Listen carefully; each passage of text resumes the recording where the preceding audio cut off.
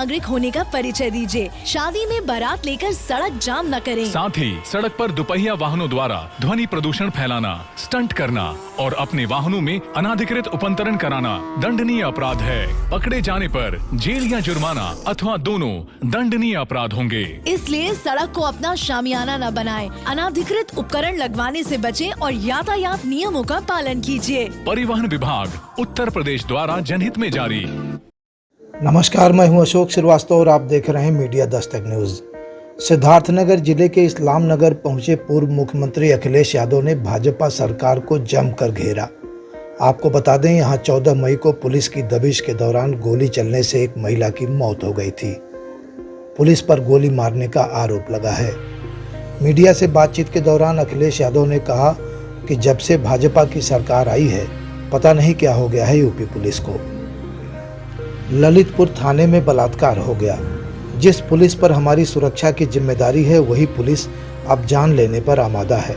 UP में सबसे ज़्यादा फर्जी एनकाउंटर हो रहे हैं। महिला आयोग ने सबसे ज़्यादा नोटिस पुलिस को दी है।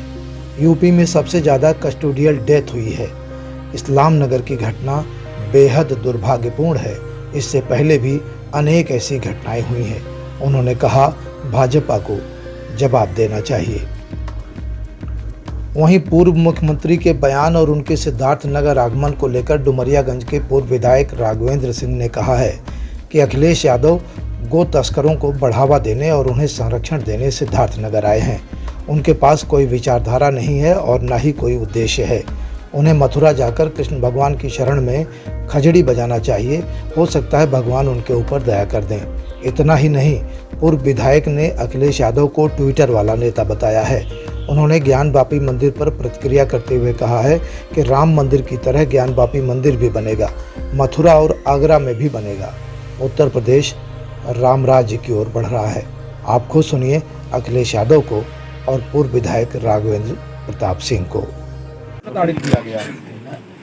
बहुत ही दुखद घटना हुई है और इस घटना की जितनी निंदा की जाए वो कम है। जिस पुलिस पर हमें भरोसा इस बात का है कि पुलिस हमें सुरक्षा देगी और समय आने पर अगर कोई परेशानी होगी तो हम न्याय के लिए मांग करेंगे, लेकिन अगर वही पुलिस जान लेने लगी और यूपी की पुलिस जब से भारतीय जनता पार्टी की सरकार आई है, पता नहीं क्या हो गया है। अभी कुछ दिन पहले मैं ललितपुर गया, वहां के दरोगा पर आरोप इस बात का था कि उसने एक बेटी के साथ बलात्कार किया।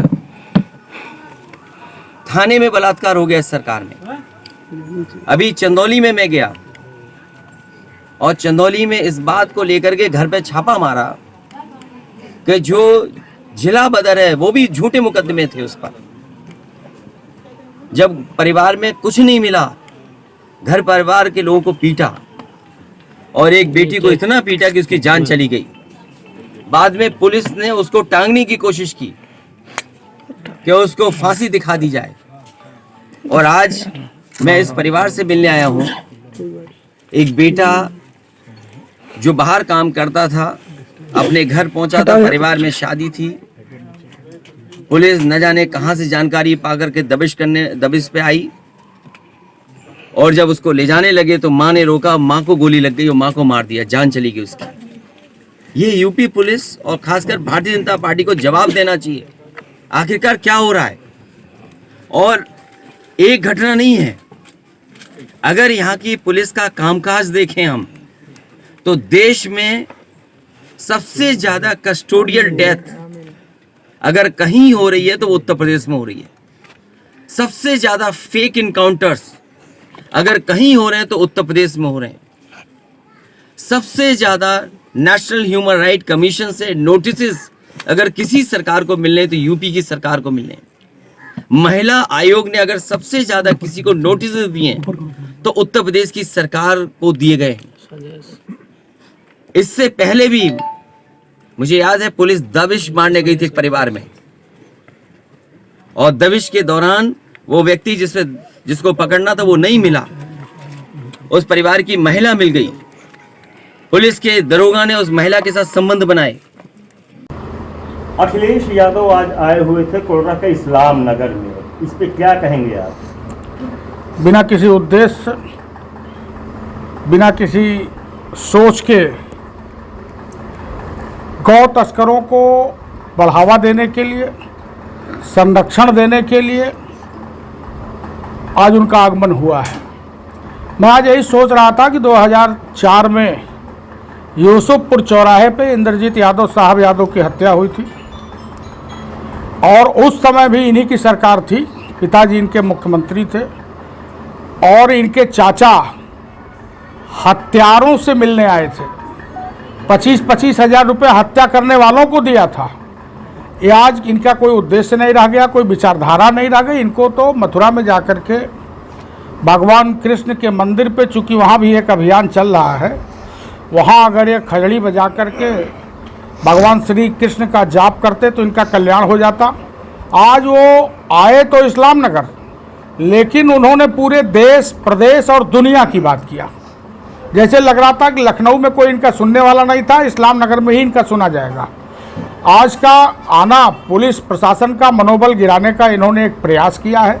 चूँकि इनके पास कोई मुद्दा नहीं रहेगा, उत्तर प्रदेश में आदरणीय योगी जी के नेतृत्व में जो सरकार चल रही है, मोदी जी के नेतृत्व में जो देश में सरकार चल रही है, ये सारा का सारा विपक्ष मुद्दा विहीन होता जा रहा है। ऐसी घटना में मैं समझता हूँ कि बहुत सारी घटनाएं घटती हैं, बहुत सारी घटनाओं में इनको प्रदेश में दौरा करना चाहिए।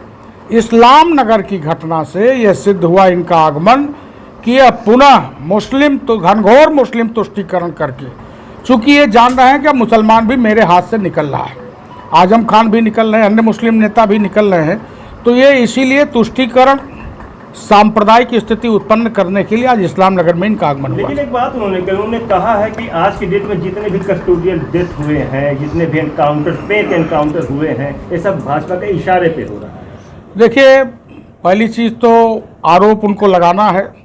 आजकल वो ट्विटर पर पिछले 5 साल जब योगी जी मुख्यमंत्री थे तो अपने दरबे के बाहर नहीं निकले थे। इस बार उनके ट्वीट पर 5-7 घटनाओं का प्रतिदिन उल्लेख किया जाता रहा है। चूँकि ये ट्विटर नेता हो चुके हैं, लोगों ने समझाया होगा कि नहीं, सड़क पर नहीं निकलेंगे तो आपकी राजनीति पिछले बार की तरह समाप्त हो जाएगी। चूँकि अब उत्तर प्रदेश और देश राम राज्य की तरफ बढ़ता हुआ दिख रहा है, तो और ज्ञान वापी का जो हश्र होता दिख रहा, मथुरा, ताजमहल, ये सारी स्थितियाँ अगर ये सड़क पर नहीं आएंगे